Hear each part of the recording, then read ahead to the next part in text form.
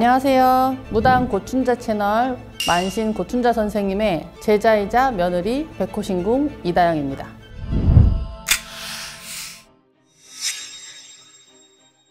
어머니는 말 그대로 39년 차 만신 모속인이시고 저 또한 이제 10년 차 무당 이다영입니다.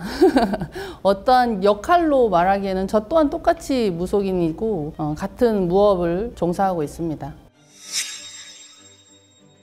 보통 엄마 딸인 경우도 많이 있고 남매지간이나 자매지간, 형제지간도 간혹 이렇게 신의 제자가 있기는 한데 시어머니와 며느리가 이렇게 같은 무업에 종사하는 일은 사실 흔하진 않죠. 원래는 이제 평범하게 직장 생활을 하다가 제가 예전 어렸을 때부터 이렇게 신병이라는 거를 사실 크게 앓지는 않았어요. 근데 뭐 꿈도 많이 꾸고 잠을 자면 가위에 많이 눌리기도 하고 사실 뭐 집안이 그렇게 뭐 평탄하진 않았었고 근데 이게 꼭 신병이라고 생각하지는 않았는데 저희 아버지가 좀 친정 아버지가 많이 아프셨어요. 그래갖고 신부전증으로 일주일에 3번씩 투석을 하셨는데 그때 당시에 신부전증이니까 이제 방법은 신장 이식밖에 방법이 없어서 어머니 신장을 아버지한테 이식하는 이식날을 잡아놓고 신장 이식을 하기 위해서 준비를 하던 도중에 제가 꿈을 꾸면 계속 집안에서 상여가 나간다든지 집안에 안 좋은 우환이 든다든지 꿈꾸고 나서 검색을 해보면 집안에 누가 죽는다 뭐 이런 꿈의 내용을 계속 연속해서 꺼서 좀 불안한 마음이 있었는데 그때 당시에 제가 보험 일을 하고 있어서 제가 알던 지인분 중에 한 분이 이렇게 무당 무업에 종사하시는 분이 계셔서 그분한테 이제 친하게 언니 동생으로 지냈으니까 언니 저 꿈이 자꾸 이상하고 왠지 내 예감에 아버지가 요번에 수술을 하시면 돌아가실 것 같다. 나 예감이 너무 안 좋다. 무작정 구술해달라고 그랬었거든요.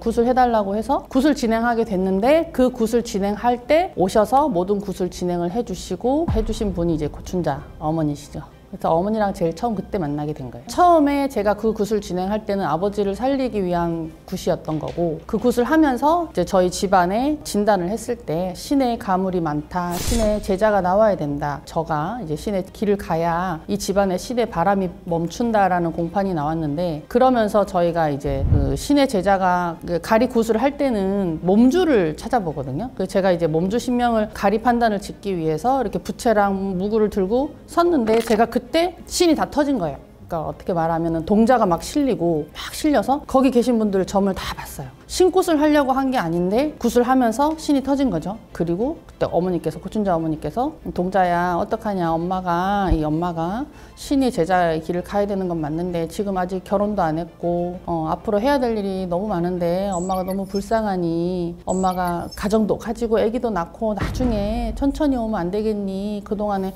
많이 기도하면 안 되겠니? 하고 이렇게 해주셨어요. 근데 그때 제가 이제 동자가 실려서 하는 말이 할머니 제가 몇 년도 몇 월 며칠에 제가 올게요 하고 제가 신내림 날짜를 말을 했거든요. 그래서 그날 이제 어머니께서 신을 받아주신 거예요. 신을 받겠다라고 제 입으로 공판을 짓고 나서 제가 그때 당시에 다니던 직장에서 보험 일을 하다 보니까 그 보험 일이라는 게 참 좋은 게 시간이 마음대로 유동적으로 쓸 수 있고 내가 하는 업적만큼 실적만큼 금전이 쌓일 수가 있거든요. 그런데 그때부터 굉장히 일이 잘 됐어요. 그래서 일이 잘 돼서 내가 예감나고 생각나는데 연락을 하면 뭐 우연이든 뭐 진짜 필연이든 척척 계약도 잘 됐고 그렇게 계약을 하고 금전도 조금씩 여유로워지고 그러면서 제가 그 말씀드린 날 할아버지 할머니를 모시게 되고 근데 그때 사실 그 친정 부모님은 신의 굿을 한다라는 사실을 사실 알리지 않았었거든요. 왜냐면 부모님은 이런 것 쪽으로 아예 모르시는 분이었고 신명의 길을 아예 기운에 대해서 뭐 반대를 하셨으면 하셨지 동참하실 분들은 아니셨기 때문에 그래서 혼자서 이 길을 선택을 해서 가니까 어머니가 고춘자 어머니께서 불쌍하게 여기시고 본인이 가지고 있던 작은 빌라 한 채 인천에 거기에 네가 우선은 머무를 데가 없으면 거기 와 있거라 해서 제가 부모님한테는 취직합니다 하고 그 인천 집에 가서 혼자 생활을 하면서 왔다 갔다 이제 어머니 집에 고춘자 어머니 집에 가서 기도하고 어머니가 굿이 있거나 치성이 있거나 하면은 따라가서 같이 일도 도와드리고 배우기도 하고 그렇게 하면서 지냈는데 여자 혼자 그렇게 혼자 있으니까 좀 위험하다고 해서 어머니께서 그러면 네가 그냥 엄마 집에 들어와 있어라 그래서 어머니랑 그때부터 같이 생활을 한 거예요. 그러다가 그때 어머니가 삼형제인데 아주버님, 첫째 아주버님, 둘째 아주버님은 다 결혼을 했었고 우리 신랑, 지금의 신랑, 막내 아들은 그때는 총각이었어요. 저랑은 동갑인데 우리 신랑도 이제 서울에 엄마가 너 이제 이쪽으로 와서 사업을 해보지 않으련 해서 서울에 올라온 지가 얼마 안 됐을 때였고 저도 이제 혼자 몸으로 와 있었으니까 그때는 서로 좀 친구처럼 의지를 많이 했던 것 같아요. 그러다가 이제 결혼까지 정분이 났죠. 신어머니, 신아버지라 함은 신의 길을 갈 때 이 제자가 제자한테 오신 신명을 올바로 찾아주고 이 신명이 오시는 길에 올바로 인도를 해주시는 분들을 신어머니 또는 신아버지라고 하는데 이 제자한테 오시는 신명이 어떤 줄매기를 잡고 어느 분이 주장으로 오시며 어느 분이 어떠한 역할을 하러 오시는지 갈래를 지어주시는 역할이 신어머니, 신아버지고 그 일을 해주셨으면 내가 신의 제자로 다시 태어난다 이러거든요. 우리가 인간으로 살던 세계에서 나라는 사람은 죽고 신의 제자로 다시 태어났을 때 날 다시 태어나게 해주신 분이 신어머니, 신아버지인데 이 신어머니, 신아버지가 신의 길만 잘 잡아주시고 손 떨어지는 게 아니고 이 신의 길을 가면서 내가 가는 길이 험하고 모르고 앞으로 가면서 아플지언정 그 길에 같이 손잡아서 같이 나눠주시는 분이거든. 왜냐하면 어떻게 보면은 이 길을 먼저 가신 선배님들이기 때문에 본인들이 해오셨던 경험, 본인들이 알고 있는 노하우 이거를 제자, 말 그대로 내 새끼들한테 넘겨주고 내 새끼들이 잘 올 수 있도록 인도를 해주시는 분들이 신어머니, 신아버지예요. 굿은 여러 가지 거리가 있어요. 12거리라고 하는데 12거리 중에서 제가 하는 거리는 이제 조상거리. 조상님의 혼령을 싣고 조상님의 혼을 달래고 하고 싶은 말을 전달해드리고 그분들이 이제 혼을 극락으로 보내드리고 하는 조상거리. 그래서 제가 저희 채널에 보면 고생 많이 했다. 이렇게 나가 너 마음이나 알아주지 누가 너 마음 알아주겠습니까? 혼을 싣고 막 조상이 살았을 때 하는 행동이나 조상이 막 술을 좋아하셨으면 술 먹고 막 비틀비틀 아버지 왔다 막 이러는 거 다 그게 이제 그 혼령이 살았을 때 하던 행동들을 그렇게 하는 거예요. 너무 많아요. 너무 많은데 그 굿을 하면서 그때그때마다 사실은 굉장히 놀랍고 신기하고 새롭고 근데 그 눈으로 바로 보여지는 거는 뭐냐면 아픈 사람들의 병굿을 하거나 퇴마굿을 할 때는 진짜 걷지를 못해서 이렇게 사람들 손에 이렇게 부축해서 굿당에 와서 굿을 시작하는데 중간이 지나고 끝나갈 때는 너무 편안하게 웃으면서 본인 스스로 걸어가시는 분들 감사하다고 인사하고 같이 오신 가족분들이 우리 딸, 우리 아들, 우리 엄마, 우리 남편 살려주셔서 고맙다. 서로 가족들끼리 이렇게 고맙다고 인사하고 이러는 게 사실은 너무 감사하기도 하고 신기하기도 하고 고맙고 그게 언젠가 한번 진호기굿을 할 때였어요. 진호기굿이라는 거는 돌아가신 지 얼마 안 되신 분들을 천도하는 굿인데 오기굿을 할 때는 사실 조금 많이 긴장도 되고 굉장히 좀 예민해져 있기도 하고 그 굿을 하면서 진행하면서 자체도 굉장히 저희가 마음의 다짐을 많이 하는데 그날은 그 남편이 돌아가신 굿이었던 걸로 기억해요, 제가. 왜냐면 남자 망자였으니까. 그분이 돌아가신 지가 사실은 오래되신 굿이었어요. 만약에 방금 돌아가셔서 1, 2년 안쪽에, 100일 안쪽에 이러면 저희가 불사, 칠성굿을 안 하거든요. 근데 돌아가신 지가 오래된 굿인데 이분을 위해서 가족분이 오기굿을, 오기당석을 말아서 저희가 하는 강원도 굿에서 오기굿을 해주고 싶다라고 해서 오기당석을 말아서 마른 오기굿을 해드렸어요. 근데 그때 불사굿, 칠성굿을 하는 그 하얀색 시루떡을 찌는데 제가 이렇게 초를 점검을 하고 향을 꼽고 딱 돌아서는데 떡에 보니까 이렇게 손가락을 탁 찍은 자국이 있더라고요. 떡에 이렇게 떡에 탁 손바닥 자국이 있더라고요. 그래서 되게 신기해서 이거 보세요, 오셨다고 표시가 난다.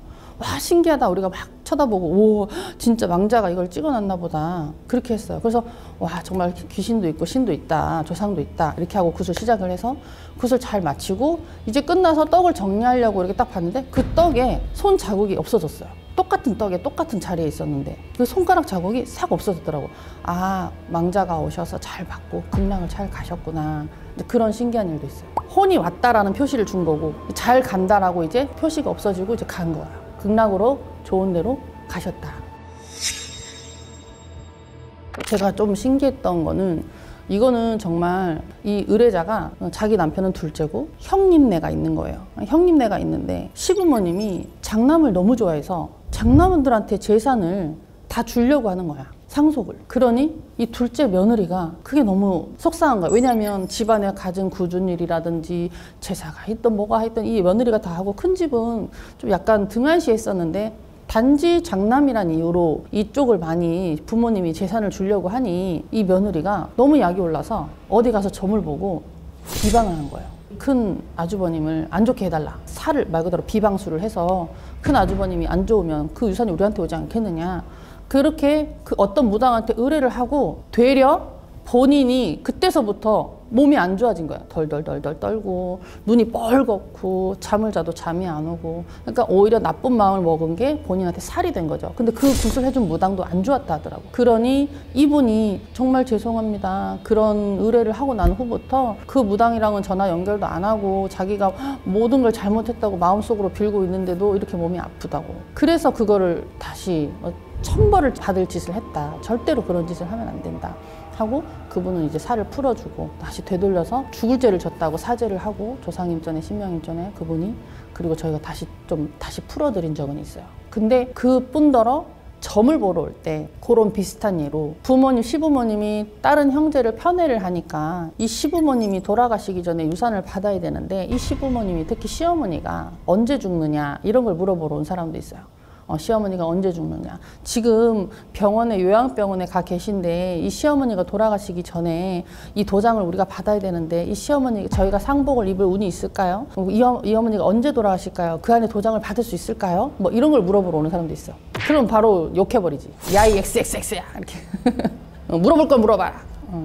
악한 마음을 먹으면 그 악물이 씨가 떨어져서 음이투고 싹이 타서 그게 다시 나쁜 악이 태어나요. 그러니까 좋은 마음을 먹으면 그 좋은 마음이 나한테 덕이 되고 복이 되고 내 자식한테 내려가는데 남을 해하려고 하는 마음은 절대로 본인한테 좋은 마음이 들어올 수가 없어요. 근데 이 의뢰를 받아보면 있잖아요. 제가 예전에 한번 저희 채널에서 말한 적이 있는데 진짜 이 상상 못할 것들을 물어보세요. 전화통화로 상담을 하다 보면 이제는 뭐 내 얼굴이 안 보이니까 물어보고 싶은 거 다 물어보는 거야. 제가 제 남자친구가 있는데 근데 이 포인트는 이분이 연세가 좀 있으신 분이에요. 가정도 있고 근데 가정이 있고 남편도 있고 자식이 있는데 바깥에도 사람이 보여요. 이러면 뭐 그냥 제가 이렇게 만나는 사람인데 뭐 그렇게 크게 만나는 건 아니고 근데 이 사람이랑은 뭐 어떻게 이 사람 사업 좀 될까요? 제가 이 사람한테 도움 좀 받을 수 있을까요? 뭐 그래요. 그래 그럴 수도 있겠다. 가정은 있겠지만 그래도 자기 뭐 팔자에 그러니 근데 이 사람하고 이렇게 하는데 이 사람하고 그렇게 큰 도움 안 되니까 접으세요. 이 사람이랑은 도움 안 됩니다. 이모 망신수두니까 하지 마세요. 가정에 충실하는 게 좋아요. 남편 애 아빠한테 잘해주세요. 내가 그렇게 점을 봐드렸어. 예를 들어 그러면 그래요? 그러면 이 사람은 누구예요? 또 다른 남자를 그래서 제가 한 5명까지를 본 적이 있어요. 한 사람이 유부녀가 5명까지를 그래서 야 이건 진짜 아니다 너무 아니다. 근데 그런 거를 너무나 자연스럽게 물어보고 그냥 뭐 당연하다는 듯이 근데 그러면서 너무 뻔뻔하게 자기 남편이랑 자식들 사주까지 다 논다니까. 그런 세상입니다. 있죠. 가족이 먼저 갔을 때 내 부모가 가거나 내 형제가 가거나 그랬을 때 보여요. 보이기도 하지만 사실 보이는 건 좋지 않은 거거든. 구천을 돈다든지 곁에 있다라는 거기 때문에 극락을 가서 편안하게 쉬었으면 좋겠는데 이왕 가지 말아야 될 그 길을 갔으면 그 길에서는 편하게 쉬어야 되는데 자꾸 내 눈에 보인다라는 거는 가지 못하고 있다라는 거거든. 근데 그럴 때는 마음이 더 아프죠. 전 괜찮습니다. 저는 뭐 내가 해봐서 괜찮다라는 것보다 예전에 우리 웃세대의 어른들이 걸으셨을 때의 무업의 길과 지금 또 우리가 가는 무업의 길, 또 우리 후속 세대가 갈 무업의 길이 사실은 좀 다르잖아요. 모든 천지신명을 모시고 수양을 해가야 되는 길은 맞고 험한 길은 맞지만 우리를 바라보는 시선이 또 조금 달라졌다는 거잖아요. 그래서 어머니 때에 하셨던 때는 정말 남편이 반대하고 집안이 반대하고 무당이라 하면 사람들이 괜히 선입견을 갖고 보고 지금 세대에는 그래도 선생님 소리 듣고 이렇게 우리가 방송에 나와서 무당이 감히 방송에 나와서 얘기도 하고 막 메이크업도 받고 옷도 예쁘게 입고 이런 세상으로 좀 밝아졌어요. 그러면 아래 후속 세대로 갔을 때는 조금 더 세상이 또 개화되고 조금 더 밝아지고 이 사람들이 이 무업을 하는 사람들이 좀 더 인정을 받을 수 있다라면 그것 또한 나쁘지 않을 것 같아요. 안녕하세요. 무당 고춘자 채널 만신 고춘자 선생님과 같은 무업에 종사하는 며느리이자 무당 백호신궁 이다영입니다. 에피소드는 많아요. 왜냐하면 파묘 그 대살구 타는 현장에 한 일주일 정도를 저희가 현장에 있었거든요. 대살구 타는 현장을 딱 가서 무덤을 보고 그 주위를 둘러봤는데 그 무덤이 실제 무덤은 아니지만 이렇게 소품으로 만들어 놨지만 진짜 무덤인 것 같이 그 주위가 굉장히 음기가 강했고 그 터 자체도 장지현 감독님께서 이거를 알고 고르셨나 할 정도로 굉장히 서산하고 음기가 강하고 주위가 좀 많이 산만했어요. 그래서 거길 가서 어머니랑 저랑 촬영을 시작하기 전에 간단한 비방들로 주위를 좀 많이 다지고, 그냥 헛묘긴 하지만 우리가 그 가짜 묘를 보고 헛묘라고 하거든요. 가묘, 헛묘. 헛묘긴 하지만 그 묘를 팜으로써 생길 수 있는 살이나 애군, 혹시나 누구나 다칠 수 있으니까 그런 것들을 다 막기 위해서 비방을 하고 시작했어요. 비방하는 거는 이제 우리들만의 비밀인데 영업 비밀인데 어머니하고 저하고 미리 사전에 제일 중요한 거는 스태프들과 배우분들의 안전, 절대로 이분들이 다치지 않게끔 어머니와 저랑 간단하게 이제 저희들이 할 수 있는 비방으로 비방을 다 해놓고, 쉽게 생각하면 이제 결계를 쳤다라고 보시면 돼요. 왜냐하면 영화에 자문을 하고 참여하기로 한 이상 어떠한 무속 행위를 할 때 생길 수 있는 사고나 어떤 스태프들이 다치거나 배우들의 안전은 좀 최대한의 중요하게 생각을 하고 이 영화에 참여를 했거든요. 그래서 혼부르기 장면 견문을 촬영을 할 때도 저희가 그 현장에 있었고, 그래서 그 현장에 가서 당시에 비방을 할 수 있는 거는 즉각으로 해드렸죠. 근데 그 영안실 촬영 혼부르기 할 때 왜 신경을 더 많이 썼냐면, 그 혼부르기 견문이 우리가 쓰는 견문이거든요. 그러니까 실제로 혼을 부르는 거거든. 그리고 실제로 소나무를 들고 있잖아. 그러니까 누구를 어떤 혼령을 불려서 어떤 혼령이 실릴 줄 모른단 말이에요. 만약에 사태에 보이지 않는 이 사태를 어머니하고 나는 항상 경계하고 대비하고 있었던 거죠. 어떤 혼령이 실려서 어떠한 사고가 날지를 모르니까 굉장히 위험한 상황이거든요, 어떻게 보면. 그래서 저희는 엄마랑 저랑은 딱 컷하면 또 들어가서 배우들 살피고 스태프들 좀 나름 살피고 눈 쳐다보고 괜찮은가 보고, 뭐가 휘끗휘끗 지나가는 게 보이면은 어머니 말씀처럼 저리가 하기도 하고 했었어요. 우리가 그 도깨비 놀이라는 게 이 혼을, 빙의가 돼 있는 혼령을 속여서 누군지 알아보는 거거든요. 그러니까 이게 옛날에는 우리가 분신사바 오디세이 하면서 애기들이 그냥 맞잡고 연필해서 혼을 부리기도 했고 토속적으로 혼 부리기를 하는 견문이라고 보면 되는데, 근데 그게 굉장히 위험하거든요. 왜냐면은 혼을 부르기는 해도 불러서 이 혼을 보내야 되는데 그 보낼 줄을 모르면 사단이 나는 거야. 그런 거를 함부로 하면 안 돼요, 절대로. 장지현 감독님께서 제가 봤을 때는 굉장히 공부도 많이 하고 민속학적이나 이런 종교적으로 공부를 굉장히 많이 하시고 참여하신 것 같아요.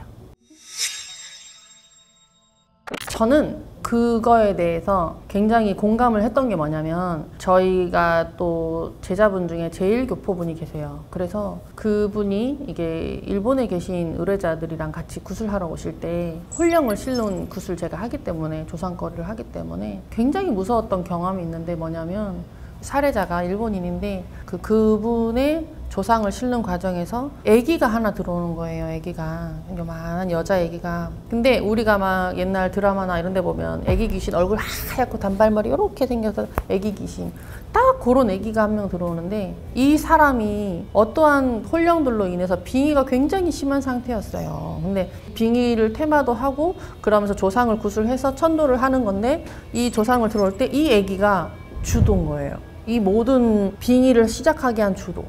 이 아기가 이 집에 태어나서 좀 굶어서 죽은 상황인 거야, 봤을 때. 그래서 이 아기가 되게 한이 많아. 아기인데도 살고 싶었던 욕망이 굉장히 강해. 어렸을 때, 그 아기 때 죽은 이 아기가 너무 소름이 돋았어요. 내가 귀신 구슬하면서도, 귀신을 싣고 있으면서도 굉장히 소름이 돋았어요. 우리나라 아기였으면 이렇게 한이 맺힌다고 모든 귀신을 불러서 한 집안을 괴롭힐까? 그렇지 않았을 것 같은데, 일본의 정서이기 때문에 그게 가능한 걸지도 몰라요. 우리나라 귀신은 혼을 불러주고 풀어주면 좋은 데로 가거든요. 근데 일본 귀신은 한을 맺히고 그거를 어느 집안에 저주를 내리면 나와 상관없는 사람들도 죽인다라는 그 오니의 그 설정이 저는 이해가 되더라고요. 그럴 수 있어요. 왜냐면은 저희는 경험해보지 못할 일반 생활을 하면서 경험할 수 없는 일들을 하고 있는 사람들이기 때문에 나 혼자 개인적으로 트라우마가 남는 경우가 굉장히 많거든요.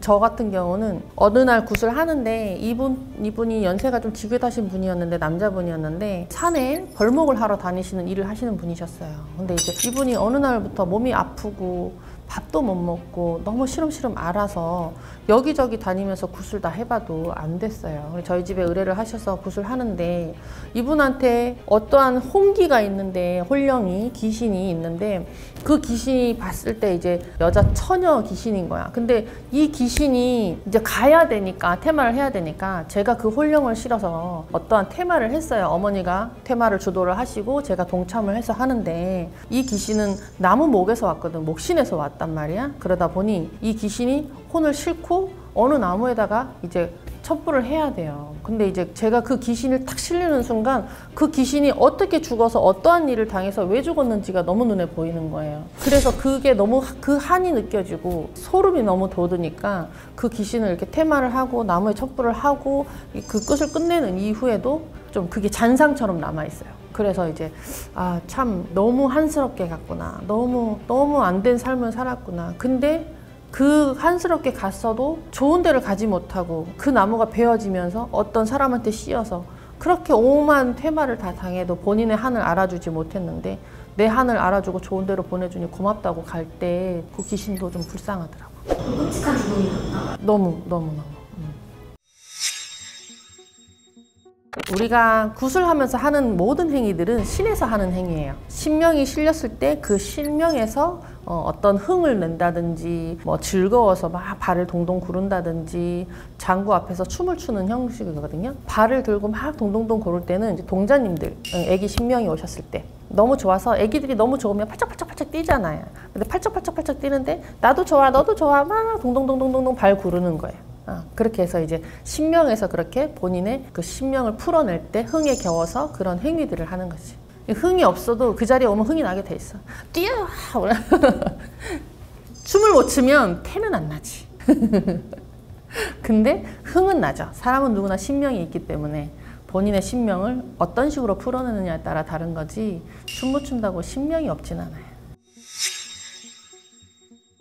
테마라는 거는 말 그대로 나 아닌 다른 존재가 있는 사람의 어떤 홀령이 들어가 있으면 안 되는 홀령이 그 사람의 인생을 망치거나 그 사람의 모든 삶의 흐름을 방해를 하고 있기 때문에 강제적으로 빼내는 걸 말하거든요. 근데 이제 그 강제적으로 이 테마를 할 때 빙의가 된 이유를 알아야 돼요. 이 사람이 어떠한 사건으로 인해서 빙의가 됐느냐. 집안에 상문이 났어. 누가 돌아가셔서 그 상문에 이 홀령이 빙의가 돼서 들어왔느냐. 아니면 이 사람이 정신적인 충격을 받았어요. 너무나 큰 충격을 받아서 그 충격 끝에 귀문이 열리면서 나와 전혀 상관없는 타의 귀신이 들어왔느냐. 뭐 이러한 진단을 제일 먼저 해야 돼요. 그 판단을 하면서 굿을 똑같이 진행을 하죠. 이 사람이 어떠한 이유로 이 사람의 빙의가 이렇게 시작되었고 이런 빙의는 이렇게 됐다라는 굿을 진행을 하면서 그 판단이 되면 첫 번째 조상을 모시고 조상이 빙의된 경우에는 조상굿을 하고 나서 자연스럽게 나가는 경우도 있어요. 그런데 그러고 나서도 홀령이 집을 지었다 하거든요. 몸에서 이렇게 집을 지고 뭔가 흔적을 남긴 상황에서는 어머니가 퇴마를 통해서 강제로 빼내기도 해요. 그렇게 강제로 빼내고 났을 때는 퇴마를 할 때 구역질을 한다든지 침이 나온다든지 어떤 사람들은 막 방귀를 뀌기도 하고 이렇게 분비물로 나와서 뭔가 표시를 주기도 해요. 그러는 과정에서 뭐 피를 토하는 경우도 있고 막 시커먼 피가 나오는 경우도 있겠지만 어떨 때는 이게 피혈 같은 게 나올 때도 있고 빨간 피가 나오는 경우도 있고 첫 번째 부인이 죽어서 두 번째 부인한테 빙의가 된 경우가 있어요. 첫 번째 부인이 살았을 때 이 부인이 아직 다 죽기 전에 남편이 이 여자랑 바람이 났던 거죠. 그래서 이 첫 번째 부인이 죽음에 한을 물고 죽은 거야. 아주 한을 물고 내 이 연놈들 내가 이렇게 죽고 니들이 살아. 말 그대로 여자가 한을 물은 거죠. 그러고 두 번째 부인이 아픈 거죠. 아파서 빙의가 돼서 이 남편도 하는 일도 안 되고 계속 하던 사업이 잘 되던 사업이 점점 기울어지고 점을 보고 구슬하고, 근데 구슬하면 할수록 이 부인이 더 아프고 더 망가지는 거예요. 그래서 이제 저희 집에 의뢰를 해서 구슬하는데, 구슬 그렇게 해서 첫 번째 부인을 그렇게 풀어줬는데도 왜 아직도 남아있느냐. 다른 사람들이랑 무당원들하고 점을 보고 구슬할 때는 첫 번째 부인이랑 사이 좋았다, 아파서 죽고 그 다음 이 부인을 만난 거다, 이렇게 얘기를 한 거지. 그러니까 이제 무당들은 그런가 보다 하고 이렇게 그냥 그래 여보 나 풀어줘서 고마워 하고 그냥 그렇게만 조상굿을 풀고 했던 거예요. 근데 그러니까 굿을 해도 귀신이 안 풀리는 거죠. 점을 봤는데 절대로 그렇게 죽지 않았다. 그래서 제가 이제 조상을 실었을 때도 아주 막 욕을 하고 아주 죽인다고 막 이렇게 해요. 그러니까 그때 돼서 그러한 사연이 있었다라고 이제 밝히고 나니 두 사람이 무릎 꿇고 사죄를 해라. 절대로 하늘 물고 죽은 귀신은 그냥 그렇게 눈 속여서는 안 된다. 그래서 정말 죽을 죄를 졌고 네가 남긴 자식들한테 잘하겠다. 귀신한테 빌고 그렇게 퇴마를 하고 그 뒤로는 괜찮아지고서. 여자가 하늘 물으면 온이열에도 서리가 내린다잖아요. 그런 걸 실제로 본 적이 있어요. 저는 이렇게 귀신이라기보다 처음에 신을 받고 얼마 안 됐을 때, 예전에는 이제 굿당에서 다음날 굿을 준비를 해놓고 그 굿당에서 잠을 자요. 아침에 일어나서 또 다음 그날 굿할 거 준비하고 시작하고 이렇게 하는데, 그날은 산신각에 가서 기도를 했어요. 제가 자식 기도를 항상 하니까. 거기가 약간 이렇게 슬라이트 같은 걸로 임시로 만들어 놓은 그런 산신각이었는데, 기도를 한참 하고 있는데 자꾸 누군가가 벽을 막 이렇게 치는 거예요. 근데 너무 무서운데 그냥 이렇게 기도를 열심히 했어요. 엄마가 기도를 하는 도중에 눈을 뜨거나 기도가 깨면 안 된다, 뭐가 씌일 수도 있다. 그래서 그때 당시에는 너무 무서운데 막 하고 있었는데, 좀 지나니까 누가 흙을 막 뿌리더라고요. 흙을 촥 밖에서 흙을 촥 너무 무서워서 어떡하지 하고 있는데 어머니가 데리러 오셨어요. 막내야 일어나라, 지금 일어나도 괜찮다. 네 이러고 빨리 가자 그러시더라고요. 그래갖고 내려왔어요. 내려와서 엄마 아까 막 엄청 무서웠다고 제가 막 그랬더니, 알아, 그래서 데리러 간 거야 그러시길래, 그게 뭐예요? 그랬더니 그게 산귀신이래요.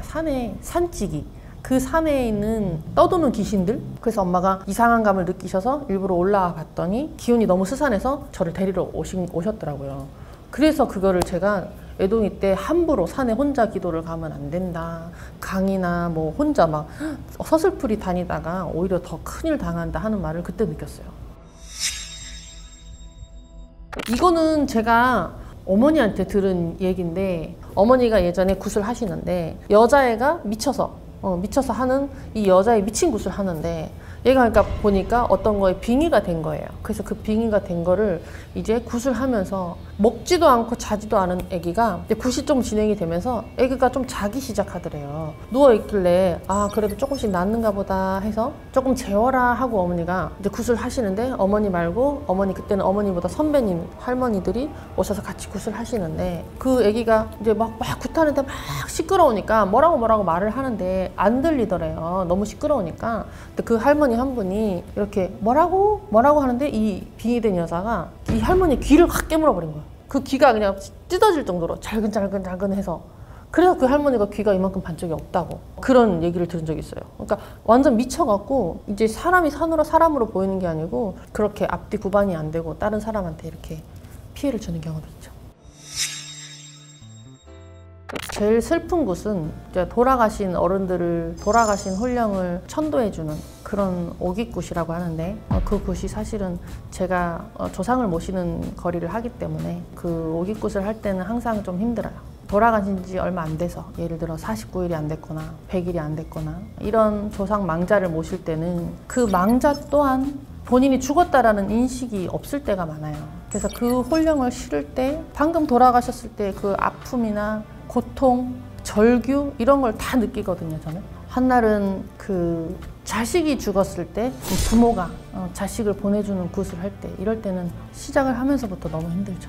그 자식이 부모를 보러 오는 그 길도 힘들고, 부모가 자식을 마지막으로 좋은 데 가라, 이제는 어쩔 수가 없다, 좋은 데 가라고 울 때, 그럴 때는 항상 마음이 아파요. 그리고 항상 그 기억은 항상 남아있어. 그리고 정말 슬펐던 거는, 죽고 싶지 않았는데 나 좀 살려줘 이런 말을 하는 망자를 실었을 때는 정말 너무너무 힘들어요. 아파서 가는데 어떻게라도 치료해서 엄마 곁에 더 있고 싶은데 내가 죽어야 될 때, 내가 이제는 가야 될 때, 엄마 손을 놓고 가야 될 때 그 망자가 이제 전하는 그 마음이 너무 느껴져서 그때는 제가 막 진짜 하늘 놓고 막 울죠. 안녕하세요. 저는 이제 유튜브 채널 신여 청아TV를 운영하고 있는 청아라고 합니다.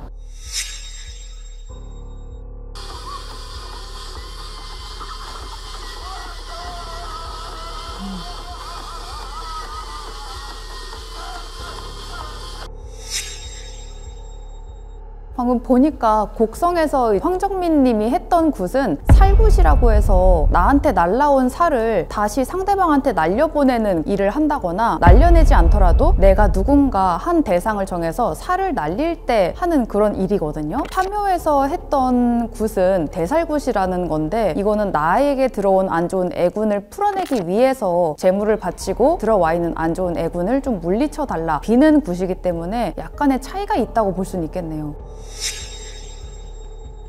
디테일이 정말 어마어마하게 좋네요. 진짜 살굿은 사실 많이 하는 굿이 아니기는 해요. 역사를 맞을 수가 있기 때문에 무당들도 사실 무서워서 잘 안 하고 피하게 되는 일이거든요. 잡다한 것들 하나하나까지도 진짜 연출을 너무 잘했다라는 게 한 방에 딱 느껴지게 만드는 작품인 것 같네요. 파묘도 마찬가지로 그냥저냥 이렇게 무당 연기를 할 때 놓치는 부분들이 많은데 김고은 님이 무당 연기를 파묘에서 해주실 때 특유의 몸 떨림이 있거든요. 이렇게 탁탁 치어지는 것 같은 이런 모습들이 있는데 그런 연기라거나 특히나 기억에 남는 거는 칼춤 추실 때 분홍 칼을 들고 목을 이렇게 치는 것 같은 그런 행위를 하실 때 디테일을 깨알같이 잘 살렸다. 그리고 이제 장구를 잡고 머리를 막 흔드는 장면이 나오는데 그 장면도 정말 잘 살렸다라는 생각이 딱 들더라고요. 실제로도 그렇게 하기 때문에. 네, 그럼요. 그 행위를 하는 게 이 신이 들어와서 이만큼 미쳤고 그만큼 정말 정신줄을 놓고 흔들어야 되는데 정말 재현을 잘 해주셨더라고요. 휘파람을 부는 거는 신력을 좀 올리기 위한 행동이 될 수도 있기도 하고 사실 제일 큰 거는 귀신을 부르는 행위거든요. 저희들도 어느 터를 가서 이제 볼 때 딱 들어가자마자 손을 이렇게 좀 올리면서 휘파람을 불어보고 신력을 좀 올려서 누가 있는지 어떤 영가가 여기에 있는지 알아보기 위해서 부르는 행위라고 보시면 될 것 같아요. 추세가 바뀌었다기보다 저도 평소에 그냥 입고 다니는 그대로거든요. 점사를 볼 때도 그리고 요즘에는 한복을 입는 분이 거의 없어요. 유튜브에서 자꾸 이렇게 막 무당은 막 한복을 입고 화장이 진해야 되고 막 좀 세 보여야 되고 이런 이미지가 있어서 그렇게 하고 나오는 것 뿐인 거지 실제로는 일반인들 사이에 잘 섞여 다니게끔 그냥 평범하게 입고 다닙니다.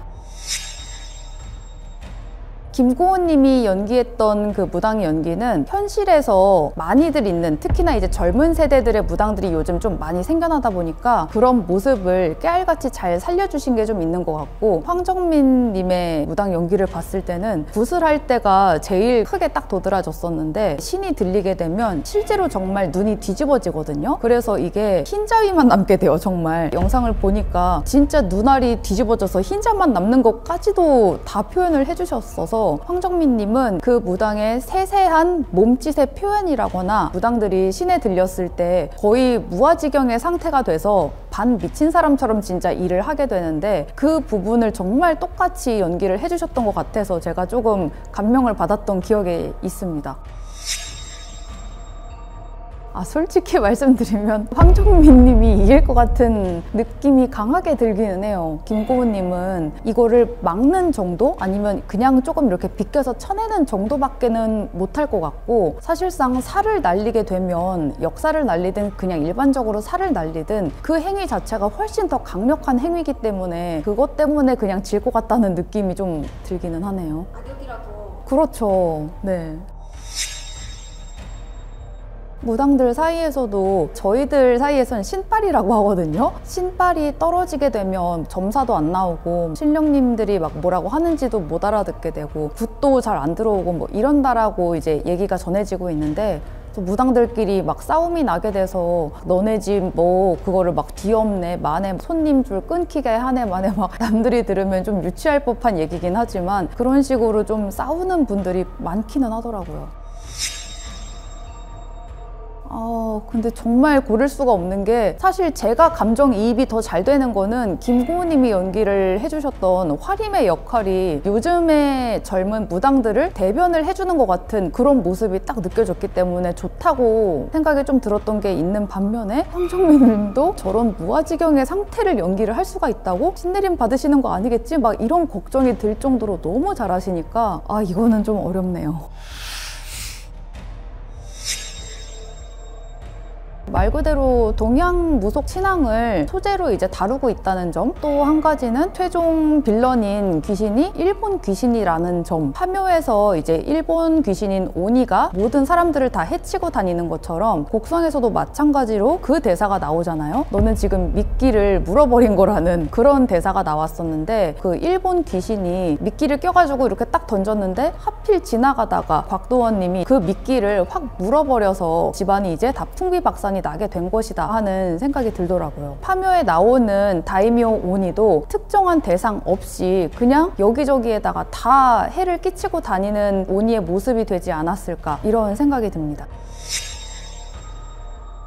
곡성 같은 경우에는 귀신이라는 정체가 딱 정확하게 나오지는 않지만 진짜 공포영화로서 빠져들어서 충분히 재밌게 즐길 수 있는 그런 영화라고 생각이 드는 반면에, 파묘의 경우에는 귀신의 정체라는 게 정확하게 딱 드러나는 부분이 차이점이라고 볼 수도 있고, 또 한 가지는 감독님이 그 영화 안에 숨겨둔 또 다른 디테일들이 하나하나 숨겨져 있었기 때문에 조금씩 파헤쳐가면서 보는 그런 재미가 차이점이 있다는 생각이 좀 드네요.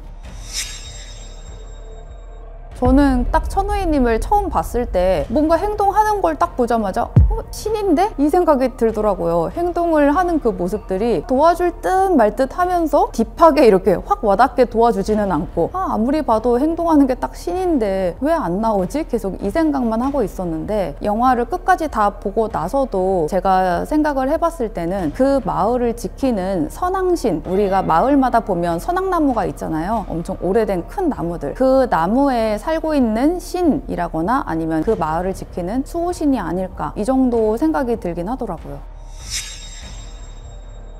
무당들한테는 일단 정말 많은 경우고요. 요즘 귀신들은 둔갑도 잘하고 정말 거짓말도 되게 잘하기 때문에 안 좋은 귀신들이 붙게 돼서 가리굿이라는 거를 하게 되는 무당들이 굉장히 많이 있고, 일반 분들도 귀신이 붙기가 쉽지는 않지만 붙게 되는 경우 중에 99%는 그런 악신에게 속아서 붙게 된 거라고 보시면 될 것 같아요.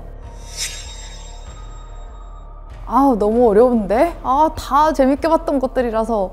개인적인 생각으로는 아직까지도 공포나 오컬트 이런 쪽에서는 곡성을 이길 만한 거는 아직까지는 없겠다, 이런 생각이 들기는 하거든요. 물론 다른 영화들도 정말 작품성도 뛰어나고 내용도 정말 재밌게 잘 만들어 주시고 연출도 잘 해주셨지만, 곡성이라는 영화는 무당이라는 소재를 재밌게 잘 풀어낸 것도 있었고, 또 사실 제가 징그럽게 분장하고 이런 것들 보는 걸 좀 좋아해요. 깜짝깜짝 놀래키고 이런 것들을 좋아하는데, 곡성에서는 그런 삼박자들이 딱딱 맞아 떨어진 부분들이 많았다라는 게 느껴졌어서 오컬트, 공포 영화로는 곡성이 제일 재밌었던 것 같아요.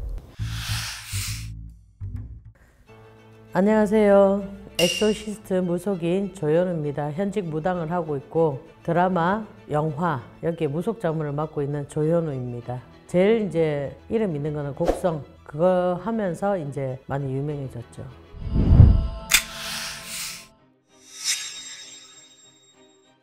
자문을 하게 된 것은 여러 루트를 통해서 이제 무속에 대해서 고정을 받고 그런 드라마를 만들거나 영화를 만들기 위해서는 무속인이 꼭 필요한 경우가 많으니까, 그때 이제 독립영화를 할 때는 감독님이 예를 들어서 많은 돈을 가지고 하시는 분이 아니었기 때문에 저희들이 좀 적극 참여를 하는 식으로 했었고, 곡성 같은 경우에는 여러 분의 이제 무당분들을 섭외해서 다 만나보고 그 영화에 필요한 요소마다 어떤 임팩트가 있어야 되는데, 대체적으로 이제 신에 관한 이야기를 한다든가 아니면 자기가 무업을 하고 있는 거에 대한 얘기를 하기 때문에 좀 찾기가 어려웠던 것 같아요. 그래서 이제 수소문 끝에 만나게 되었고, 만나서 자기가 이런 영화를 만들게 되는데 어떤 고증이나 어떤 도움이나 이런 것에 대해서 이제 좀 많은 대화를 하고 이 영화에 참여하게 됐습니다.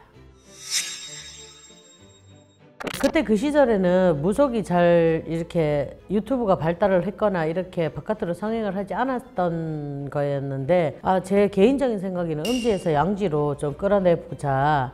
참여를 하게 되면 무속에 대해서 막연하게 무섭거나 두렵거나 기피 현상이 있었던 그 음지의 것을 양지로 갖고 나오는 작업을 누군가는 해야 되겠다라는 생각 때문에 곡성이라는 영화를 같이 손잡고 출연하게 됐고, 그 출연을 하면서 좀 왜곡되지 않는, 무당은 이런 것이다, 무속은 이런 것이다 하는 걸 좀 널리 알리기 위한 그런 각오로 임했던 작품이죠. 보통 보면은 접신을 어떻게 하느냐, 일반인도 접신은 가능합니다. 그 순간에 어떤 에너지가 들어와서 그 영체를 느낄 수 있는 순간이나 찰나는 있을 수 있거든요. 그래서 우리가 곡성을 찍을 때 황정민 배우한테 예를 들어서 뭐 이렇게 하는 것이 좋겠다라고 아무리 얘기해도 영적인 세계는 일반인이 잘 알 수 없기 때문에 이런 부분에 대해서 굉장히 좀 어려워했던 것 같아요. 그래서 그 부분에 대해서 좀 심정적 안정감을 주고 그 다음에 기운을 모아서 약간의 접신을 통해서 황정민 배우가 그 몰입을 할 수 있도록 저희들이 최선을 다했던 부분을 저희들은 접신이라고 표현을 하고, 또 황정민 씨도 그 배역을 하면서 약간의 에너지의 접신이 필요했던 부분이 있었기 때문에 제가 또 그런 역할에 대해서 황정민 씨를 약간 접신을 한 부분에 있어서 그 몰입도를 높여주고, 그 몰입도 안에서 구술할 수 있는 에너지를 당신이 시뮬레이션 했던 것, 대본에 있던 것들을 전부 다 자기화해서 만들어서 그렇게 표현을 했기 때문에 아마 좀 더 리얼하지 않았을까, 저는 그렇게 생각합니다. 우리 무속신 부분만 2달 정도 걸렸는데 그 부분들을 해내기 위해서는 좀 곡성은 거의 현장에 살다시피 했다고 보면 저한테는 굉장히 애착이 가는 그런 작품입니다. 저는 곡성이라는 그 영화를 찍으면서 현장에서만 보는 게 아니라 무업 자체를 하니까 영가나 영체들은 늘 볼 수 있는 그런 사람인데, 처음에는 초창기에는 뭐 촬영차가 조금 사고가 나고 전복이 되고 이랬었는데 사람은 다친 게 없었고, 그런 상황들이 이 오컬트를 만들다 보면은 어쨌든 무속이라는 사람이 들어가 있고 영체를 움직이고 기운을 움직이는 사람이기 때문에 이상한 일이나 신묘한 일들이 일어나요. 그래서 촬영장에서도 각 분야의 음향팀이라든지 그 다음에 뭐 미술팀, 소품팀 이런 게 있잖아요. 특히 소품팀에서는 이런 것들을 만들어야 되잖아요. 그런 우리 무속에서 필요한 것들을 만들면서 기기의 기운을 느끼면서 봤다는 사람도 있고 느꼈다는 사람도 있고, 그런 부분에 대해서 굉장히 오싹했다. 신을 찍을 때 닭살이 돋고 어떤 그런 게 슥 지나가는 게 보였다. 뭐 이런 얘기들이 나중에 끝나고 나니까 그런 무용담들이 좀 많았었거든요. 그래서 그런 걸 막기 위해서 장치들을 저희들이 좀 많이 했고, 우리가 마감 친다 그러죠. 장치를 조금 많이 했던 것 같아요. 그래서 좀 큰 사고 없이 끝났던 그런 영화였습니다.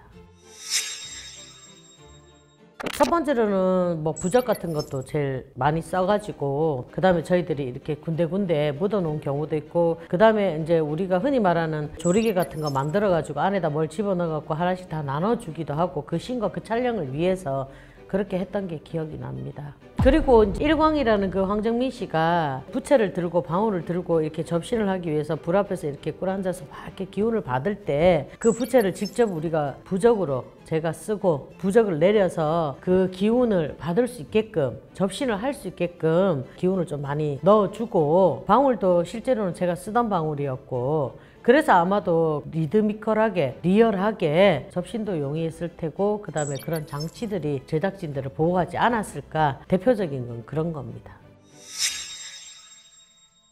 지금 한국에서는 가장 대표적인 게 조상령이나 상문, 주당, 살을 맞거나 아니면은 이런 애군살 때문에 몸이 아프거나 하는 경우가, 우리나라는 영적인 병이 많다 하면 일본 같은 경우에는 고양이도 모시고 개도 모시고, 자기가 키우던 개도 죽고 나면 신으로 모시는 경우도 있고, 고양이도 모시는 경우도 있고, 부모님도 뼈가루를 집에 가져와서 모시는 경우도 있고, 뭐 자기가 어느 섬에를 갔는데 어느 섬에서 굉장히 그게 느낌이 좋았다 그러면 그 돌을 가지고 와서 자기가 신이라고 가미사마라고 하는 경우가 많잖아요. 그래서 일본에는 좀 자기를 지켜주거나 자기한테 왔다 갔다 하는 조상령이기보다는 허주, 잡신, 악기, 신목, 뭐 이렇게 여러 가지 돌, 나무 이런 것들에 대해서 사람하고 연동을 해서 우리가 그걸 영상귀라 그러거든요. 영상귀나 축생귀 쪽으로 많이 발달이 했고, 그 다음에 애니메이션을 보더라도 우리나라는 뭐 콩쥐, 팥쥐, 철이, 영이 뭐 이런 걸 하지만 얘네들은 여우라든지 뱀이라든지 또 뭐 사람이 둔갑을 한다든지 뭐 이런 여러 가지 애니메이션들이 있잖아요. 그러니까 그 나라의 정서에 맞는 그런 귀신들이 좀 발달을 했다고 봐야 되죠. 그 우리나라 같은 경우에는 부모님, 할아버지, 할머니, 아니면 뭐 당산나무, 큰 바위, 강, 산, 들 뭐 이런 거에 대한 영적인 부분이 많다면 이쪽은 좀 차원이 좀 많이 다르죠. 그래서 일본 귀신은 주체가 부모가 아닌 다른 어떤 영체들이 들어온다면 악기나 잡기일 경우가 많고 잡신 이런 경우가 좀 많기 때문에 정서적으로 좀 맞지 않다고 보면 되죠. 일본 같은 경우에도 일본에도 뭐 손님들이 의뢰를 해갖고 오니까 통역사를 통해서 구술하게 되거나, 근데 이제 일본 사람들이 가장 우리한테 신기하게 느끼는 거는 우리나라 사람 구술하게 되면 네 조상 중에 할머니가, 네 조상 중에 할아버지가 뭐 이렇게 얘기하면 우리 엄마의 뭐 할머니, 우리 아버지의 뭐 할머니 이렇게들 생각을 하잖아요. 근데 일본에는 할머니, 할아버지를 이렇게 우리가 직접적으로 연가를 몸에 실어서 있었던 일을 전적을 얘기를 하면 굉장히 신기해해요.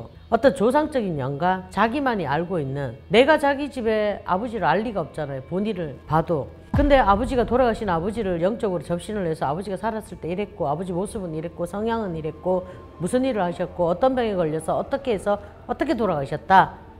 그리고 이 아버지가 니한테 못다한 말은 이렇다. 어릴 때는 이렇고 중학교 때는 이랬고 뭐 이렇게 얘기를 하잖아요. 그 부분에 대해서 굉장히 센세이션하게 느끼고 있거든요. 그래서 우리나라의 샤머니, 우리나라의 이 무속이 대단하구나 이런 걸 많이 느끼고, 일본 사람들은 의심이 많아서 잘 안 믿는데 자기 형제, 자매, 부모 이 부분에 대해서 영적으로 이런 능력들을 발휘를 해주면 좀 일본 사람들은 많이 좋아하는 것 같고, 일본의 귀신이라고 특별히 있는 게 아니라 우리가 흔히 말하면 혼자 이렇게 히코모리로 있거나 아까 말씀하신 요괴 이런 부분에 대해서 너무 발달이 돼 있기 때문에 정말 모르는 한국인이 일본에 살면서 자기가 평생 모셨는데 그런 부분에 대해서 너무 잘 아니까 이게 가능하냐는 얘기를 계속 물어봐요. 그 부분에 대해서 신기해하지 뭐 일본 귀신이라서 따로 신기하고 뭐 이런 건 좀 없었던 것 같아요. 영화로서는 1000만을 돌파를 해서 굉장히 축하하는 일이고, 감독과 작가의 의도는 좀 달랐을 거라고 봐요. 파묘라는 것은 지관쟁이가 하고 풍수가 하고 하는 것이지, 무당이 산에 가서 돼지를 받쳐놓고 새소리를 내는 건 무속에서는 있을 수도 없는 일이고 있었어도 안 되는 일이에요. 그러니까 이게 픽션이다 보니 원래 옛날부터 산소 묘자리에서는 새소리를 내거나 징소리를 내면 사람이 미친다 그러거든요. 그리고 무속인이 직접적으로 산에 가서 그 지관을 눌릴 수는 있어도 그 파묘를 하는 경우는 잘 없습니다. 파묘라든지 이런 거는 풍수나 지관하는 사람들이 무속인의 의견을 받아서 하는 경우가 생기는데, 지금 이 영화가 있고 난 뒤로부터는 지관하시는 분들이, 풍수하시는 분들이 저한테 전화가 굉장히 많이 와요. 같이 손잡고 파묘를 하는데 선생님 좀 도와줬으면 좋겠다고. 근데 내가 그건 영화이지 무속에서는 그 산소에서 징을 두드리거나 돼지를 받쳐놓고 그렇게 하면 대대손손 빙의가 오거나 미치갱이가 나기 때문에, 근데 그런 일은 제가 봤을 때는 좀 오게 티다 그런 얘기를 해주고 싶어요. 이 묘바람인지 산바람인지가 정확하게 구분이 나야 돼요. 묘에 탈이 났다. 묘에 탈이 났다는 거는 영가가 불편하다라는 얘기고, 거기에 어떤 동물들이 들어가서 뭐 매장을 해놓은 곳에 들어가서 뭐 시신을 팠다든지 뼈를 훼손을 시켰다든지 뭐 뱀이 들어가서 어떻게 됐다든지 물이 찼다든지 했을 때 묘에 탈이 났다라고 하거든요. 거기에 있는 영가를 제일 먼저 이런 무속인들이 실어보면 알잖아요. 몸에 접신을 해서 아버님이 이 자리가 불편하다 하시니 이 자리에서 어디로 옮겨달라 하는지, 아니면은 이걸 갖다 화장을 해서 자기가 뭐 어디로 보내달라 하는 건지 무속인의 고정을 받고, 그 다음에 풍수지관사들하고 의논을 해서 이 영가를 어떻게 옮길 것인지에 대해서 이야기를 하면은 이 묘탈이라는 걸 막아갈 수 있는데, 그러나 이거는 산탈하고는 이야기가 다른 문제이기 때문에 이거에 대해서 제대로 알고 제대로 누군가는 얘기를 해줘야 되는 부분이 아닐까라고 얘기를 합니다. 옛날에는 뭐 이렇게 분신사바 같은 걸 따라하면 어떤 사람은 괜찮고 어떤 사람은 이렇게 덮어씌기도 하고 실리기도 하고 잠깐의 그런 느낌, 영체의 느낌을 느낄 수도 있잖아요. 그런 사람마다 다 신감이 다르기 때문이거든요. 신체에 흐르는 기운이 좀 더 에너지가 센 사람이 있고 적은 사람이 있는데, 그런 부분에서 그 날짜, 그 시간에 해필이면 그 영가와 코드가 맞게 되면 그런 부분들이 타고 들어온다 그러거든요. 우리가 그런 부분들을 많이 느낄 수 있는 사주가 원궁 안에 있는 반면에 그런 거를 좀 덜 무디게 느끼는 사람이 있거든요. 그래서 이 영화를 보고 난 다음에 내 신체에 해가 오거나 잠을 못 자거나 음식을 못 먹거나 할 정도가 된다면 빨리 대처를 해야 되는 거지만, 그렇지 않은 경우에 거의 영화를 영화 쪽으로만 보고 또 시간이 지나면 괜찮아지기 때문에 특별히 조심해야 되는 부분은 없다고 봅니다. 대신 따라 하시면 절대로 안 된다는 거. 무엇이든지 간에. 저 같은 경우에는 그 옛날에 엑소시스트 외국 그 오컬트 영화를 보거나 드라마를 봤을 때 거기에 나오는 모든 연가들은 악기예요. 악기로 표현을 해. 우리나라의 빙의들은 악기가 아니거든요. 우리나라는 조금 조상령이 가장 많이 발달했다고 보시면 됩니다. 다른 나라에 없는 게 우리나라에 정이라는 게 있다잖아요. 정서의 정자. 그래서 이 정서적으로 우리나라는 오랫동안 그렇게 해왔기 때문에 지금의 저 외국이나 일본이나 다른 데서 있는 영체들과의 정서적으로도 많이 다르다고 보시면 됩니다. 흥행도 위주가 되겠지만 사람이 죽고 난 다음에 우리가 보통 상을 치르고 이러면은 그 영가들이 잘 갈 수 있도록 진호기도 해주고 뭐 천도제도 해주고 길도 열어가는 이런 아름답고 예쁜 것들도 많이 있는데 꼭 빙의나 오컬트처럼 이렇게만 너무 다루는 것도 저 좀 안타까운 생각이 들고, 전체가 무속이 그렇지 않을진데 막 그렇게 보이는 것처럼 하는 게 좀 걱정이 많이 되고, 우리 무속에서는 얼토당토 하는데 영화에서는 그게 가능하거든요. 근데 일반인들이 그 영화나 그런 것들을 보고 아 무속은 저래도 되나 보다라고 생각할까봐 그게 가장 좀 안타까운 부분들이 있죠. 제가 지향하는 바하고는 조금 다르다라고 말씀드리고 싶습니다. 안녕하세요. 무속인 조윤우입니다. 제가 가장 많이 했던 거는 빙의 환자를 많이 했던 것 같아요. 거의 20년 동안 거의 빙의 환자 위주로 많이 했었고, 지금은 빙의 환자보다는 사업굿을 좀 많이 하고 세수굿을 좀 많이 하는 편인데, 뭔가 사람이 의사가 처음에 되면은 응급실에서 우리가 레지던트라 그러잖아요. 어떤 여러 가지의 임상 경험들이 많아야 숙련된 기술이 있는 것처럼 이 무속도 그렇거든요. 빙의 환자들은 어느 한 명이라도 쉬운 거는 없어요. 다 이 빙의의 관찰을 해보면 어떤 표적에 대해서 영가랑 영체랑 이렇게 합쳐지는 환경이 만들어져서 이런 빙의 환자가 되는 것인데, 이런 빙의 환자는 어떤 영역의 힘으로 인해서 바깥으로 내보내야 되는, 아니면 천도를 시켜야 되는 그런 상황인데, 예를 들어서 한국 여자와 외국 남자가 사는 경우가 있었거든요. 근데 외국의 남편이 돌아가신 거예요. 돌아가시고 자기는 다시 재가를 해서 한국 남자를 만나서 이렇게 사는데 몸이 굉장히 아프고 되는 일이 잘 안 되어서 자꾸 시커먼 게 침대 밑에서 이렇게 나오는 것처럼 보여서 가위가 눌리고 계속 몸이 아픈 거예요. 먹지도 못하고 자지도 못하고. 그래서 이제 의뢰를 받은 경우가 있었는데, 자기 남편이 흑인이었고 처음에 만났던 남자가 그 다음에 중독으로 인해서 죽었었어요. 그래서 그분이 이 영체로 들어오는 경우가 있어서, 이제 우리가 영어를 할 줄 모르니까 영어는 제대로 우리가 못해도 제스처나 아니면 행동, 한국말로 엮어서 했을 때 굉장히 많이 놀랬고, 그 영가를 천도시키고 난 다음에 많이 좋아졌던 그런 사례도 있었고, 그 다음에 완전히 영가한테 어떤 청년이 잠식을 당해서 옷을 막 벗고 막 고속도로를 달려가거나 아니면 산으로 자꾸 뛰어 올라가요. 밤만 되면, 어떤 시간이 되면 자기가 옷을 벗고 나체 상태에서 산을 막 헤매다가 와요. 그래, 이런 경우에도 우리가 이제 해봤을 때, 외국에서 봤을 때 엑소시스트가 봤을 때는 악령이라고 얘기하죠. 우리는 악기라고 얘기하거든요. 본인이 그 악기가 하자는 대로 움직이고 막 이렇게 했을 때 몸싸움도 많이 하게 되고, 그런 사람이 의뢰를 받았는데 구슬을 하다가 이 사람이 막 옷을 벗고 도망을 가는 경우가 있어서 저희들이 잡아와서 묶어놓고 했던 경우도 있었고, 그 다음에 애기들, 어른한테 애기들이 여러 명 와가지고 이 부부 생활도 안 되고 애기처럼 계속 떼를 쓰고 울거나 하면서 자기 생활이 안 되는 경우도 있었거든요. 그래서 이 태아령이나 이 영가들이 들어와가지고 생활을 다 망치고 애기처럼 누워서 아무것도 하지 않는 그런 경우가 있는데, 이 애기들은 얼레고 달래고 잘 해가지고 애기들이 그 심리를 다 알고 상황을 다 파악을 해서 보내야 되는 그런 경우도 있었고, 남자한테 여자가 올 수도 있잖아요. 그래서 막 여자의 흉내를 내는 경우도 있고 막 웃는 경우도 있고, 뭐 남자한테 여자가 오는 경우도 있지만 여자한테 남자가 와서 막 폭력적으로 변하는 경우가 있고 막 다 두드러 부수는 경우가 있고, 그래서 이 빙의 환자가 가장 힘들다고 저는 말을 할 수 있죠.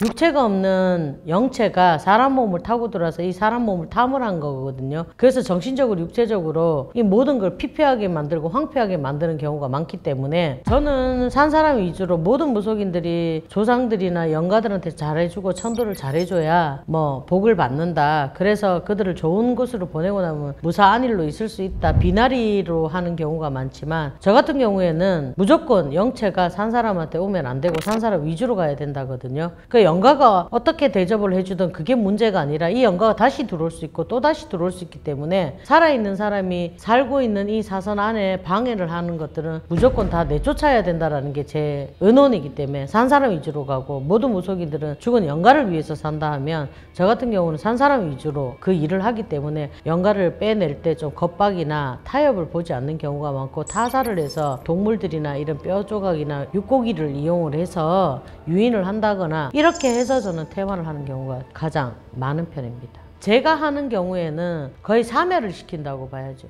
그게 아버지가 됐든 엄마가 됐든 내가 의뢰를 받았을 때는 이 영체, 영가, 흔히 말하는 귀신 때문에 산 사람이 살 수가 없다면 그 귀신은 사멸을 하거나 박멸을 해야 된다고 저는 생각을 하고 그 부분에 중점을 두고 박멸을 하거나 사멸을 하는 경우가 좀 많은 편이죠. 첫 번째로는 양심과 사심이죠. 우리가 무의식적인 나쁜 짓을 하면서도 나쁜 짓을 한다고 생각하지 않는 경우가 상당히 많거든요. 껌을 뱉는다거나 담배꽁초를 아무데나 버린다거나 양심에 위배되고 순리에 위배되는 행동을 하는 게 그게 잦아지거나 많아지거나 그 다음에 우리가 둔해지거나 나도 하면 어때? 야 사람 죽이고 X자도 사는데 뭘 내가 이걸 가지고 사기를 친다? 나 살기 위해서 그럴 수도 있지. 나는 수단과 방법 가리지 않아. 이런 사람들한테 어떤 관점과 노처의 그런 기운이 모여 있는 곳에서 이게 살이라고 탁 들어오게 되거나 뭉치게 되면 그때부터 서서히 몇 년간 축적이 되면서 이 빙의 환자가 빵 터지는 거거든요. 하루아침에 빙의 환자가 오는 건 아닙니다. 제가 드리고 싶은 말은 양심과 사심 사이에서 언제나 우리가 잘못된 걸 잘못된 줄 알고 아 이건 이렇게 하면 안 되겠구나. 아 이렇게 하면 남한테 참 안 좋은 일이구나. 그러니까 양심에 위배되는 걸 많이 하지 않으면 빙의에 걸릴 일이 좀 없다고 봅니다. 그렇다고 빙의 환자들이 비양심적이냐 그런 게 아니라 환경적으로 모든 개념이나 관점이 남들과 좀 다르게 시작이 되고 그게 오랫동안 축적이 되다 보면 그런 영가들과 타협을 볼 수 있다는 거죠. 샤먼 입장에서는 실패할 일이 없어요. 근데 세습무 입장에서는 실패할 확률이 굉장히 많지. 아까도 말씀드렸다시피 뭐 예를 들어서 강신무를 갖다가 세습무가 신을 내릴 수는 없거든요. 왜냐하면 고양이가 호랑이를 다룰 수는 없잖아요. 그래서 그런 것처럼 잘못된 그 영체를 가지고 신을 모셔놓은 사람들이 유희와 그 다음에 뭐 연예인 같이 하고 막 자기네들이 점을 볼 수 있는 능력이 있는 사람이 신 내림은 어찌됐건 판단을 내야 되는 거잖아요. 해결을 해줘야 되는 거잖아요. 근데 잘못된 신 내림이라는 게 어떤 날은 이 코드가 맞았다고 봐요. 이 사람한테는 조상이 와 있는데 조상이 막 그 흉내를 내요. 자기가 방울 소리를 들었다 뭐 어쨌다 저쨌다 뭐 이 무속인이 너는 신이다. 그래서 신굿을 했는데 당연히 조상이 신이 될 수는 없죠. 그러다 보니 안 되는 경우도 있고 그 다음에 정확하게 우리가 군대 같으면 육군이면 어느 사단에 어떤 보직에 어떤 병으로 있는지를 정확하게 알아야 되잖아. 야 너는 군인이야. 군인이니까 군대를 가야 돼. 야 너는 신기가 있으니까 신 받아야 돼. 신당 차려야 돼 하는 거랑 똑같은 거거든요. 무지몽매하다는 거지. 그럼 너는 어떤 신감이 와서 언제부터 어떻게 됐고 어떤 신들이 너를 이렇게 바라보고 있고 그래서 이 신들이 왔다 갔다 할 때마다 너한테는 어떤 현상이 일어났는지 어떤 이상 현상이 일어났는지를 정확하게 믹스매치를 시켜주고 그분이 신이 내려서는 영접을 시뮬레이션을 여러 번을 시켜요. 산에 가서도 시키고 물에 가서도 시키고 접신이라 그러죠. 그걸 통해서 아 나는 이 길을 가야 되는 진정한 제자구나라는 거를 알게 해주고 80% 정도 알게 해주고 신굿을 하기 때문에 잘못된 신내림이 이 강신무 쪽에는 있을 수가 없는데 이 세습무 쪽에는 굉장히 많은 거죠. 본인들도 잘 몰라요. 선수가 선수를 제일 많이 보거든. 제가 무속인의 점을 제일 많이 봐요. 무속인의 굿도 많이 했고. 그러니까 너무 아이러니한 거예요. 그래서 이 무속인들이 모셔놓은 신이 누구냐 이러면 이름은 누구라 하는데 직접적인 접신이 안 되는 무속인들도 굉장히 많고, 우리가 군대 가면 그러잖아. 네 보직이 뭐냐, 어디 소속이냐 말했을 때 저는 뭐 계룡대대 몇 대 몇 부대에 뭐 병장에 누구누구 군번은 이렇습니다라고 얘기해야 자기가 이렇게 딱 나오는 것처럼 신도 그런 메리트가 있거든요. 근데 대체적으로 우리 할머니가, 우리 대신 할머니가, 우리 신령님이 이렇게 얘기하지 정확하게 어떻게 얘기를 하는 무속인이 잘 없다라는 거죠. 두루뭉실하게. 제일 먼저 그렇대요. 제가 가장 많이 듣는 게 안 하면 죽는다. 지금 이 자리에서 빨리 결정해라. 날짜를 잡아야 된다. 입금을 시켜라. 뭐 돈을 끌어다 와라. 대출을 내와라. 이런 부분들은 거의 다 아니라고 보시면 되는데 10집에 가보면 9집이 그렇게 하고 있거든요. 살기 위해서, 먹고 살기 위해서. 근데 그런 부분들은 좀 아닌 것 같아. 저 같은 경우에는 생각을 해봐라. 생각을 해보고 맞다 싶으면 다시 와라. 의뢰를 해라. 그리고 한 번에 저는 오케이를 안 해주는 편이고, 거의 다 2번, 3번 만나고 몇 달간에 걸쳐서 생각하고 또 그 사람한테 일어날 일에 대해서 미리 얘기해주고 그 사람들이 그걸 겪은 상태에서 신뢰를 해서 하는 경우가 많은데, 보통 점을 보러 가서 잘못된 것을 했을 경우에 너는 어떻게 이걸 그렇게 쉽게 결정을 했니? 이러면 거의 그 매뉴얼이 한 10가지 안에 있어요. 그 안에서 막 그렇게 종용을 하는 경우가 많은데, 잘못된 무속인이라고 보고, 그 다음에 너는 신이야, 신감이야, 넌 신 받아야 돼. 무슨 신요? 어떤 신요? 내가 그 신을 알 수 있도록 당신은 나한테 알려줄 수 있냐? 어떤 방법으로 알려줄 수 있냐? 이렇게 물어봐야 되는데, 묻지를 못하고 너는 그래, 너는 귀신이 붙었어, 그래서 떼야 돼 이러면 겁부터 내고, 그래서 저한테 반대로 물으러 오는 경우가 많거든요. 그 귀신 때문에 힘드냐? 아니 할머니가 제 어깨에 붙었대요. 제 등허리에 붙었대요. 무서워요 스님, 잠이 안 와요 이래. 아니 그래, 그 할머니 때문에 네가 회사를 못 가? 아니요. 남자친구를 못 만나? 아니요. 단지 그 말 때문에 고민이 돼서 잠을 좀 못 잔다는 것뿐. 못 먹어? 아니요. 왜 내가 하지도 않은 그 말을 들고 와서 처음부터 나한테 물었더라면 내가 대답해 줬을 텐데. 그런 얘기, 이래 우스갯소리로 얘기를 많이 하거든요. 무속인이 무슨 말을 하면 그 영향력이 있다라고 생각하는데, 영향력 없는 무속인도 천지 빼깔입니다. 그러니까 겁내지 말고, 뭔가가 문제가 있고 이상하다, 돈을 빌려주겠다, 카드로 해라, 이런 얘기가 나온다면 좀 안 하셨으면 좋겠고, 그걸 하게 되더라도 2번, 3번 물으시고 증명을 해주고 화답을 받고 해서 이렇게 하면 되겠구나 하는 확신이 있었을 때 굿이라는 걸 의뢰를 하고 했으면 좋겠다라는 게 제 개인적인 의견입니다. 최소한 무속인이라면 10년 이상은 돼야 되고, 한 뿌리, 한 선생님 밑에서 어떻게 있었느냐가 가장 중요하고, 근데 뭐 갈바람 질바람 3개월에 선생 바꾸고 6개월에 바꾸고 아무도 없는데 책 보고 배우고 뭐 배우고, 책 보고 다 배울 수 있는 것만은 아니거든요. 그래서 출신 성분도 굉장히 중요하고, 그 사람의 과거에 지가 뭘 하다가 이 신을 받게 됐는지도 굉장히 중요하거든요. 그전에는 신바람 때문에 신에서 모질게 쳐서 저 아이가 저런 상황에 있을 수밖에 없었구나라고 저도 생각을 많이 했는데, 사람의 본질이나 태생, 본성은 속일 수가 없거든요. 뭐 누구 말 맞다나 어떤 무당은 깜빵을 2번, 3번 갔다 왔는데도 자기가 할 게 없어서 이걸 한다는 사람도 있고, 근데 신은 그렇게 지금 할 수 있는 상황은 아니거든요. 근데 그런 부분들이 너무나 만연하게 돼 있고, 어떤 무속인은 이 무속인이 잘 불리는 그 신당을 가지고 자기가 쉽게 말해서 프리미엄을 주고 이 신당을 사서 성형수술을 해서 앉아서 있는 경우도 있습니다. 그러니 이걸 똑바로 구분을 하고, 첫째로는 자기 중심이 바로 서 있는 사람이면 옳은 인연을 만나겠죠. 저는 그렇게 생각합니다.